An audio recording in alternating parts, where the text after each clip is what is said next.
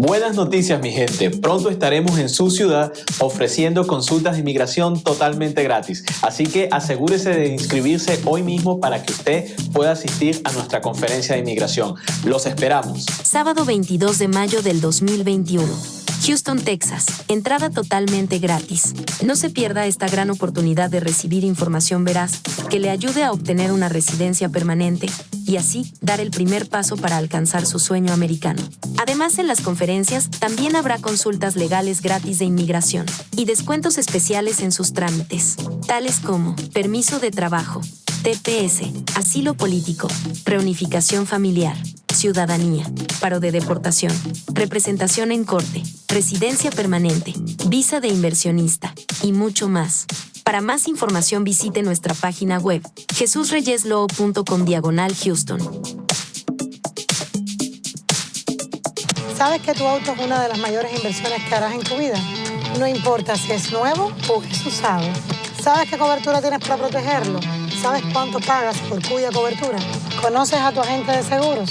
Opportunity Insurance está aquí para contestarle todas sus preguntas. Bienvenidos. Para ayudarle a escoger su mejor opción según sus posibilidades. Y recuerde, Opportunity Insurance, la oportunidad de andar por la vida asegurado.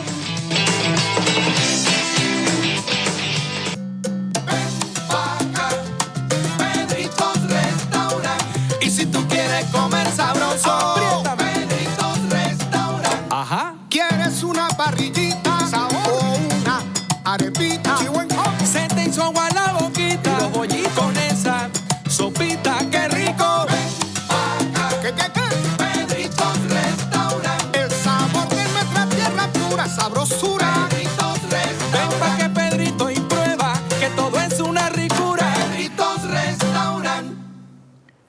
Regresamos con Agárrate y te quiero recomendar que si quieres hacer una cita con Calogero Tramonte, hazla con anticipación, porque en el local de tu red se está respetando todo lo necesario para evitar el contagio del COVID-19. Así que si te quieres cambiar de look, hacerte el tinte, tienes que cortarte, si quieres estar bello o bella, pues haz la cita con anticipación y cuando te den la cita trata de ser puntual y así se evita que haya más personas de las indicadas y se respeta el distanciamiento social. Haz la cita a través de la página web de Calogero, que es tu red, o a través de su aplicación, que también es tu red.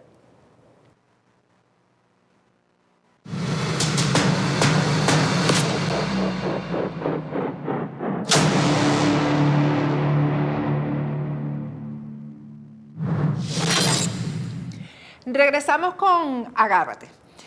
En este segmento vamos a tratar un tema que tiene relación con lo que siempre les he indicado aquí en el programa, que tiene que ver con el fin de los sistemas democráticos. Y lo he relacionado obviamente con Venezuela. He hablado del caso Panamá con Zulay Rodríguez. Aquí se ha hablado del tema de Ecuador, de Bolivia y de todos los países que caen en manos de este socialismo del siglo XXI, que no es otra cosa que tiranías en toda la región.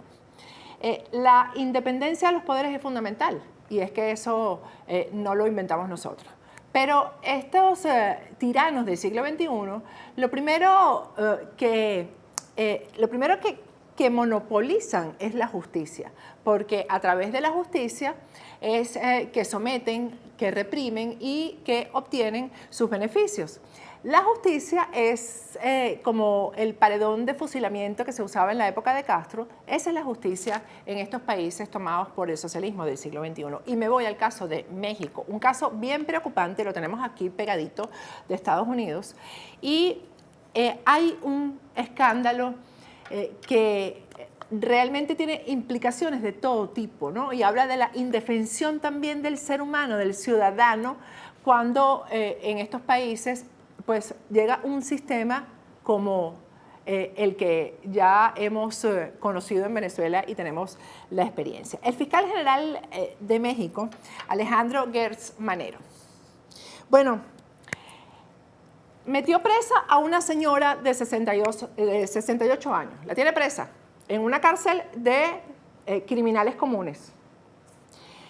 Bueno, y la razón es que el fiscal Alejandro Gertz quería quitarle la herencia a quien fue la esposa de su propio hermano, es decir, a su cuñada. Es un escándalo que no es escándalo en México porque ya sabemos también cómo funciona el tema de la libertad de prensa en estos países. El fiscal, sin ninguna prueba de por medio, detuvo a la señora.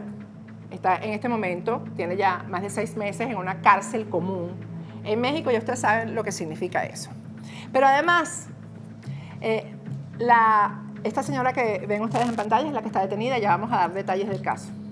La madre de esta señora tiene ya 92 años. También está siendo perseguida por el fiscal.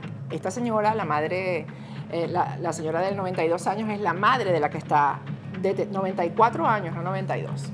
A los 94 años está siendo perseguida y el crimen que cometió fue ser la esposa durante 52 años del hermano del fiscal. Bueno, pero es que ahora el fiscal general no está conforme con tener presa a una señora, perseguir a la madre de esta señora, sino que ahora está también persiguiendo a los nietos de quien fue la esposa de su hermano durante 52 años.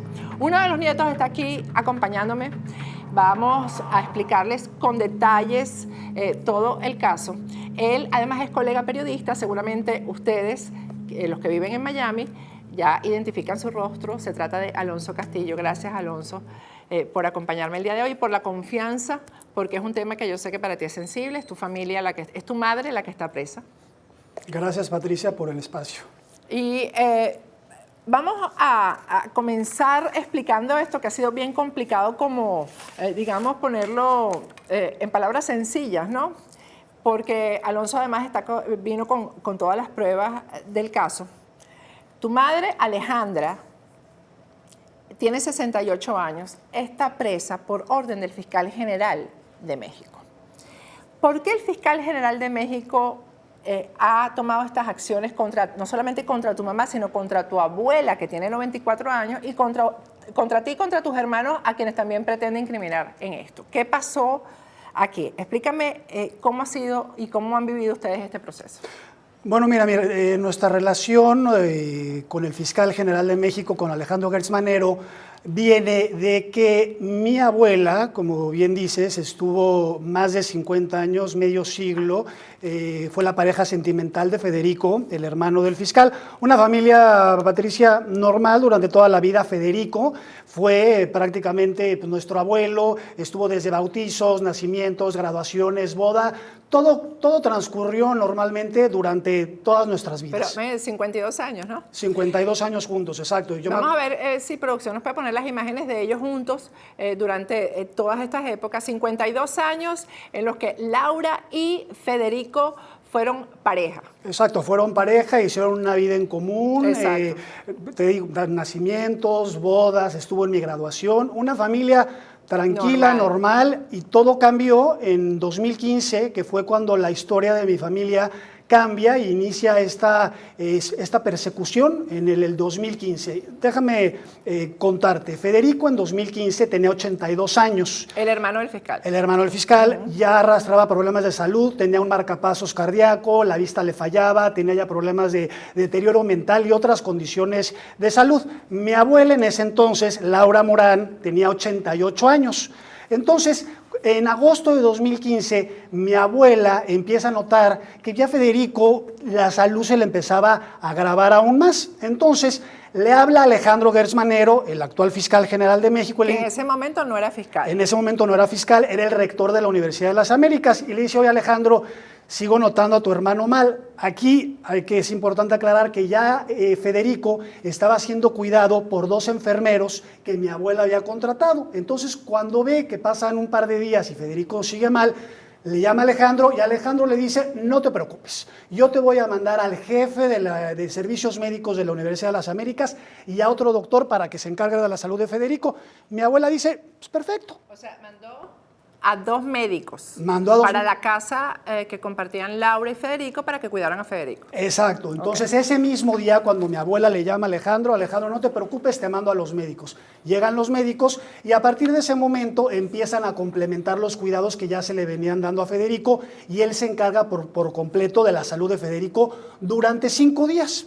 Todo normal, mi abuela en la casa, Federico siendo cuidado. Y de pronto, el 29 Y de los médicos me imagino que le estaban dando parte al hermano Alejandro, que ahora es el fiscal. Claro, todas todo. las noches le hablaban el reporte y le decían, doctor, así es como está su hermano, esto es lo que ha pasado todo el día, y lo seguían revisando y todo estaba bien. Pero de pronto, 5 días después de que él manda a sus médicos, es que entra Alejandro Gertz Manero junto con policías, con guardaespaldas, con su abogado Juan Ramos, que en ese momento era su abogado, hoy es el subprocurador, sin una orden de cateo, y se llevan a Federico arrastrándolo, porque ya la cama de Federico estaba en la casa tenía 2 pisos y ya no podía ni moverse Federico. Entonces se llevan a Federico y en ese momento es cuando Alejandro le amenaza a mi abuela y le dice que si se presenta en el hospital a ver a Federico, la va a meter a la cárcel. Sí, hay un audio, un video, pues, donde la propia señora, la abuela de Alonso, explica esto. Es decir, que él no consultó con tu abuela, me voy a llevar a Federico, ni tu abuela estuvo de acuerdo, ni siquiera se enteró hasta que lo fueron a buscar, ¿no? Vamos a ver, vamos a verla a ella, escucharla contando ese momento en el que pues se llevaron a su marido de 52 años, se lo llevaron de la casa a la fuerza. Y veo a Alejandro que entra. Y dije, ay, qué bueno viene Alejandro. Pero veo que vienen 14 personas más. Soy el Ministerio Público y quiero hablar con usted a solas. Sí, pase al comedor. Pasamos a una bola de preguntas de idiotas que me estaba haciendo y me toca señora, se están llevando al licenciado. Entonces salgo yo y Federico gritaba, Laura, Laura, Laura. Y agarro yo también a Alejandro de los solapas y le dije, ¿por qué me haces esto, Alejandro? ¿Por qué me haces esto? Y me dijo, porque estás matando a mi hermano. Y le dije, pero ¿cómo lo estoy matando si lo estoy cuidando? Tú mismo lo has visto. Tus hijas están aquí día y noche. Es decir, que él tampoco quería que se lo llevaran, porque si él le dice a tu abuela, Laura, o sea, con desesperación, Federico, tampoco quería que el hermano se lo llevara. Tú imagínate la pareja de toda tu vida, claro, y de pronto está mi abuela en su casa, incluso cuando llega Alejandro dice, ay, qué bueno que viene Alejandro, y de repente, como ella narra en el video, de pronto llegan los policías, se lo llevan y le mete una amenaza que si se presenta en el hospital a visitarlo, la va a meter a la cárcel. Ahora, esto ocurre cuando él todavía no es fiscal y ya la acusa de estar matando a Federico, a su pareja de 52 años. Así es, la acusa a ella de homicidio por omisión de auxilio, es decir, que no lo cuidó bien, lo cual dice, lo estás matando, o sea, no lo estás cuidando bien, cuando quien lo están cuidando son los médicos que él mismo envía. Precisamente, son los médicos que durante 5 días le proporcionan los cuidados y es cuando se da esta situación que bueno, se lo llevan de la casa.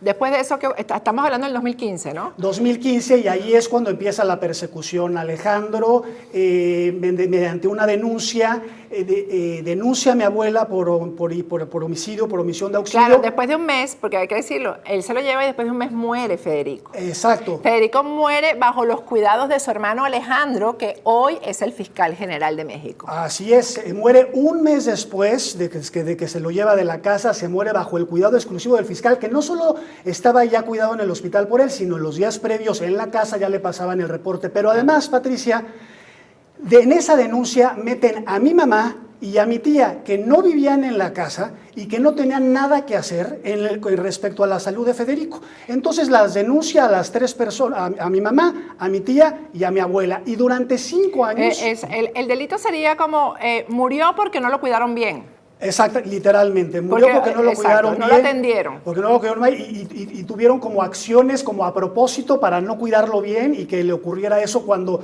Y me imagino, esta denuncia fue con algún informe forense, algo que demostrara que no había sido cuidado por ella durante el tiempo anterior. Si estuvo toda la vida cuidado, si todo se comprobó durante 5 años, Patricia, una vez que se empieza esa batalla judicial, mi mamá, mi tía y mi abuela son defendidas por el abogado Alfonso Jiménez O'Farrill.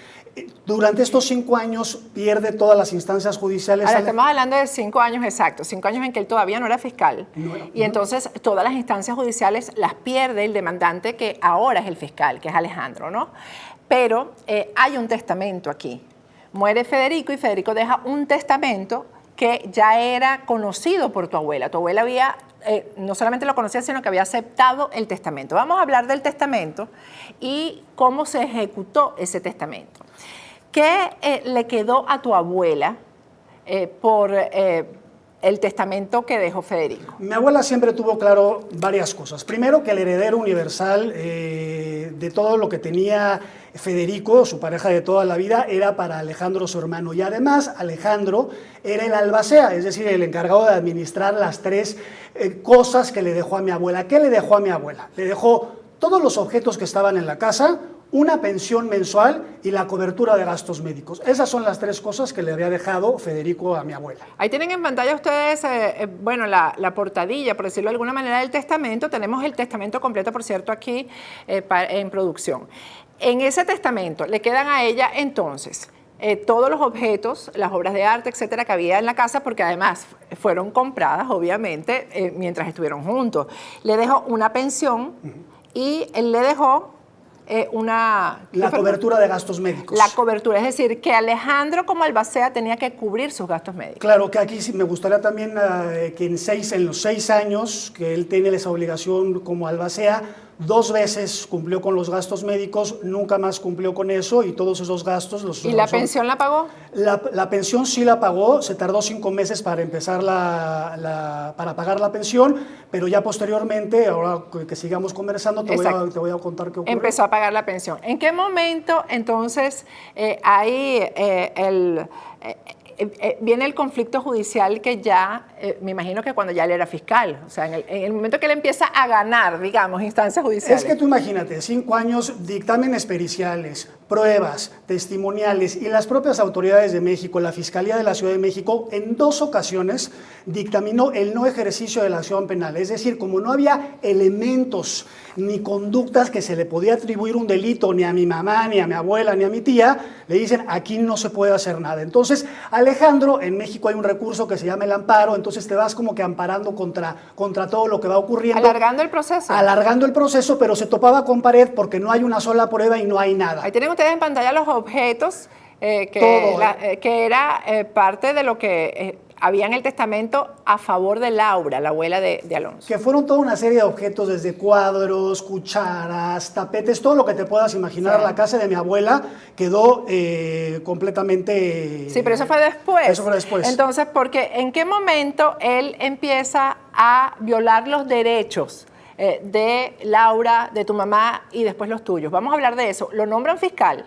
¿En qué año? En el 2019. 2019, y ahí es cuando de alguna manera este caso da un giro. En primer lugar, el expediente lo envían a la Fiscalía Central de Investigación de Delitos Federales y Electorales. Entonces el abogado, Jiménez O'Farrill, le marca a mi mamá y le dice, oye, ya mandaron tu caso al búnker. Así se le conoce el búnker, como estos casos como muy delicados y de alguna manera prioritarios. Pero no te preocupes porque Alejandro se va a seguir topando con pared porque no hay una sola prueba que incrimine a nadie. Pero eso sería en un país con poderes independientes, ¿no? Entonces... pasa esto, no hay ningún problema. Asume el cargo, mandan el expediente a la Fiscalía y en septiembre de 2020, es decir, hace 8 meses, el abogado que había llevado el caso durante todos los años y había ganado, le llama a mi mamá y le dice, Alejandra, yo ya no puedo llevar este caso porque las amenazas en mi contra y en contra de mi familia se agravaron, así que yo no puedo llevarte más este caso. Bueno, porque estamos hablando que ahora eran las amenazas del fiscal contra el abogado. Ya era el fiscal general el que estaba entonces de demandante y de acusador y de acosador también. y que viola además los derechos humanos de estas personas. ¿Es en septiembre del 2020 que detienen a tu mamá? En septiembre de 2020 es cuando le renuncia al abogado. Y en octubre, el 16 de octubre, es cuando se ejecuta el arresto en contra de mi mamá, que más que un arresto fue una especie de secuestro por varias razones. Vamos a ver el video del momento en que se llevan a la madre de Alonso, Alejandra, que se la llevan detenida. Pues ahorita tu abuela no traes armas. No traigo nada, pero déjame termino de filmar esto, por favor.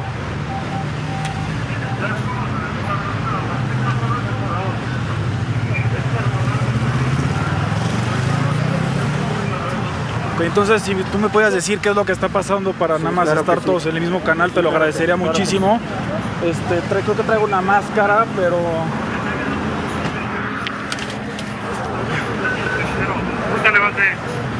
¿Algún dato más que necesitas conocer? Servidor Eric Hernández.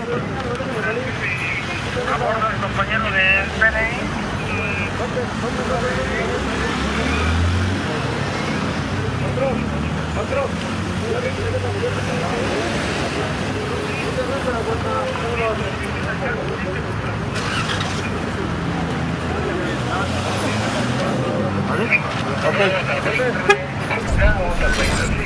Ahí se llevaron a Alejandra detenida, que es tu mamá, tiene 68 años. 68 años, madre de 3 hijos, abuela de 3 nietos, se la llevan detenida. Primero fue traumático ese evento para los dos porque mi hermano iba manejando, la voz que escuchabas ayer era de mi hermano, Sí. que graba el video, y de pronto se les empiezan a cerrar, se les emparejan, los acorralan y no le presentan una orden de aprehensión en Te iba ese a preguntar, momento. no hay orden de aprehensión, pero tampoco son funcionarios No traían judiciales. uniforme y no era una patrulla, entonces ellos primero pensaron que era un asalto lo que estaba ocurriendo, porque pues, no había ningún indicio que te indicara que eran las autoridades. Se la llevan detenida, pero además violando la ley, porque en ese 16 de octubre mi mamá tenía un amparo, es decir, estaba protegida contra cualquier orden de detención o de aprehensión. Sin embargo, no importó y desde ese momento, desde ese 16 de octubre, se llevan a mi mamá y la encarcelan en el reclusorio de Santa Marta, Catitla, en donde este domingo cumple ya 7 meses. 7 meses, no sé si tenemos las imágenes de la cárcel para mostrarlas, pero es una cárcel de presas comunes, ¿no? Sí, está Que está en las condiciones que hemos visto en todos esos videos de YouTube y todo, que están en las cárceles de México, ¿no? ¿Qué es lo que quiere el fiscal? Porque después vinieron otras exigencias a las que la familia cedió para que acabara la persecución, ¿no? Así es, una vez que arresta a mi mamá, se implanta un canal de comunicación en donde Alejandro... O sea, tu mamá es el rehén. Es un rehén para obtener, para que el fiscal general obtenga lo que él quiere. Implanta este canal de comunicación, se comunica con nosotros esta persona y nos dice, bueno, primero que nada, quiere que le regresen todos los objetos de la casa. Entonces, eso... En ese nivel de miseria, porque es un miserable ese fiscal pidiendo los corotos, así le decimos nosotros en Venezuela, nadie conoce esa palabra, las cosas de la casa que fueron adquiridas por la pareja, el fiscal dijo que se las entregaran a él, el fiscal general. Desde tapetes hasta cuadros, hasta cucharas, todo se le entregó. Eso fue mediante una persona que se los solicitó y ustedes dijeron, sí, llévate todo. Llévate todo, imagínate, mi mamá en la cárcel, mi abuela... Ahí está en la cárcel, miren la cárcel. Mi abuela con 94 años, dices, bueno, pues ¿qué hago? Pues vamos a cumplir, vamos a darle las cosas a Alejandro, porque pues imagínate mi mamá en la cárcel, todos presa del pánico de que representa tener a tu mamá en ese lugar. Recogieron todo y se lo entregaron. Todo en caja, se lo mandamos a la persona y dijimos, bueno, ya le mandamos las cosas. Y de pronto, el intermediario llega y nos dice, oye, que Alejandro Gertz Manero quiere otras cosas. ¿Qué quiere Alejandro? No, pues que también quiere que tu abuela haga una carta en donde renuncia a la pensión que él como albacea tiene la obligación de cumplir. Y que estaba en el testamento, la pensión que le dejó su marido y que había la norma de que tenía que ser, porque era el albacea, el fiscal, el ahora fiscal, el que pagara la pensión mensualmente. La pagó tarde durante un tiempo. Al llegar a la Fiscalía General, pues le exigió a la señora, y tiene usted la imagen de la señora firmando la renuncia a la pensión que le dejó su esposo, su marido durante 52 años, porque el fiscal general de un país le exigió a esta señora de casi 90 años en ese momento que firmara la renuncia a lo que le pertenecía a ella por testamento. Ahí tienen ustedes la carta firmada, Todo lo hace la familia y lo decide con tal de que la señora salga en libertad, la mamá de Alejandro, y todavía, de Alonso, y todavía la señora Alejandra está presa. Y eso no fue todo, porque también pidió una tercera cosa. Después de los objetos y la carta de renuncia, también pidió una cuenta mancomunada que tenía mi abuela, es decir, una cuenta que le pertenecía a ella y a Federico, y también le pide la cuenta, pero le pide a través de... Que no estaba eso en el testamento. Que eso, o sea, no estaba porque era de ella. Era una cuenta mancomunada. Dinero de ella, la robó. La robó. El fiscal general robó a esta señora de casi 90 años en ese momento. Tenía esa cuenta mancomunada y pide a través del intermediario que se le haga un cheque de caja. En México se le llama un cheque de caja, es decir, que la única persona que puede cobrar ese cheque es la persona que aparece en el documento. Ahí tenemos el cheque que tuvo que hacer esta señora al miserable del fiscal general de México. Vamos a ponerlo en pantalla. Producción lo debe estar ubicando. El cheque, ahí lo tienen, el cheque a nombre del fiscal general de México, Alejandro Gers Mavero. Ahí tienen ustedes el cheque a nombre de él, un cheque de caja, un cashier check, con todo lo que la señora tenía, que era una cuenta conjunta con su esposo. La saqueó, el fiscal la saqueó a la señora.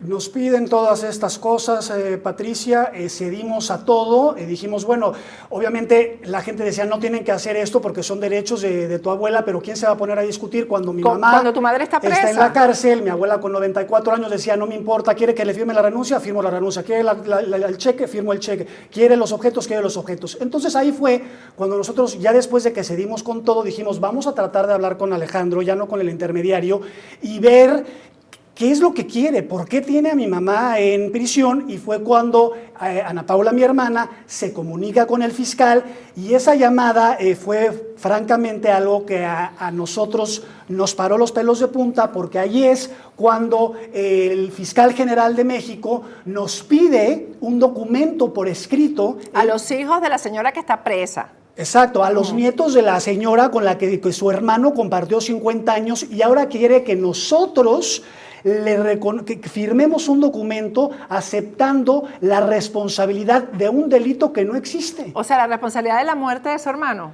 La responsabilidad de un delito que no existe. Eso es lo Tenemos el audio del fiscal general de México exigiendo esto. Vamos a escucharlo. Te lo pediré por escrito, en donde cada uno de ustedes asuma la parte de responsabilidad que tuvieron directa o indirectamente, porque si hay uno solo de tus hermanos que crea que es víctima, no hay nada que hablar, ¿eh? Tú imagínate qué haces. Pero yo creo que él cree que él es invulnerable, que tiene todo el poder y lo va a tener para siempre, porque una persona, él ha cometido varios delitos y hay pruebas de todos los delitos que ha cometido. El fiscal general de México. Es que esa gradación a los hechos nos remetí, lo que nos solicita ahí, ¿cómo vamos a firmar nosotros un documento de un delito que no existe, que no cometió ni mi abuela, ni mi mamá, ni mi tía, y mucho menos nosotros? Yo ni siquiera viví en México, yo salí de México hace 13 años, y ahí en el audio se dice, y si tus hermanos se sienten víctimas, no hay nada de qué hablar. Y en esa misma llamada le dice a mi hermana y a mi hermano que se reúnan con Juan Ramos, que es el actual subprocurador de la Fiscalía, y el lunes, esta llamada fue un viernes, el lunes mi hermana va con mi hermano y el abogado nuevo a reunirse con el subprocurador, y cuando llegan con el subprocurador, Juan Ramos les dice, ¿y la carta que les pidió el doctor dónde está? Entonces mi hermana y el abogado y mi hermano... O sea, la carta reconociendo un crimen que ustedes no cometieron y que no existió el crimen, además. ¿Qué responsabilidad de nosotros? Entonces mi hermana y Ana Paula y Gonzalo, mi hermano, le dicen, no, nosotros no traemos ninguna carta. Juan Ramos se molesta, y a partir de ese momento nosotros dijimos, bueno, imagínate, ya nos están pidiendo a nosotros la confesión de un delito que no existe, ¿no? Bueno, el subcontralor, ¿es que se llama? Subprocurador. Subprocurador, cómplice del fiscal, obviamente, es un cómplice de este crimen que se está cometiendo. Bueno, la señora Alejandra está presa, tiene 68 años, ustedes están imposibilitados de verla porque están corriendo el mismo peligro que ella, porque están amenazados. Ahí tienen ustedes el audio del fiscal amenazándolos, del fiscal general de México. ¿Qué va a pasar aquí? Porque es todo el poder de la justicia de México contra ustedes. Nosotros lo que estamos pidiendo es la imparcialidad de la justicia. Pero es que imparcialidad no, es que ni siquiera se puede hablar de imparcialidad. Es que este señor ya les quitó todo. Le quitó todo a esta señora. Entonces, ¿qué hace falta para que... porque esto lo tiene que tener un juez. Que para que un juez diga, esto estoy cometiendo yo, porque el juez, las responsabilidades son individuales, el juez también está cometiendo un delito.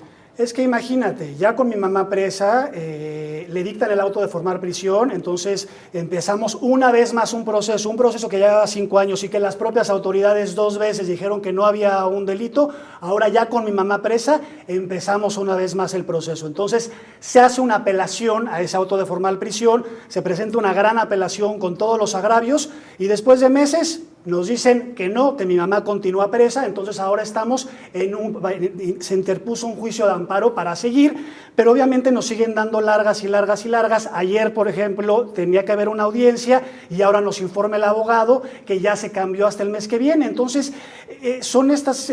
claro, dándole largas, porque es que judicialmente esto no tiene respaldo. Pero además el peligro de una mujer de 68 años que fue encarcelada en octubre, todo el invierno, en plena pandemia, los primeros 3 meses estuvo en celda con más de 8 mujeres tirada en el suelo de la celda. La hemos podido ver simplemente una vez a la semana por toda la cuestión de la pandemia, los domingos, y nuestra vida pues se transformó, y no solo eso, sino que después de que ocurriera todo esto, el miedo de decirlo, el miedo de salir públicamente, porque todo el mundo, incluyendo familiares, si salen, van a matar a tu mamá en la cárcel, se van a ir en contra de ustedes, no lo hagan, mejor a ver si tiene clemencia, pero ¿cómo clemencia? Le entregamos todo, cedimos a todo lo que nos pidió. ¿Por qué crees tú que el fiscal está haciendo esto? Porque yo quiero que ustedes escuchen unos audios de la señora Laura hablando de su relación con el hermano del fiscal, porque además una relación que dure 52 años tiene que ser una relación de afecto, de amor y de compañerismo mutuo, porque nadie obligó ahí a nadie a estar juntos. Entonces vamos a oírla a ella hablando de su relación con Federico, el hermano del fiscal general. Su hermano era feliz conmigo. Tan feliz conmigo que duró 52 años.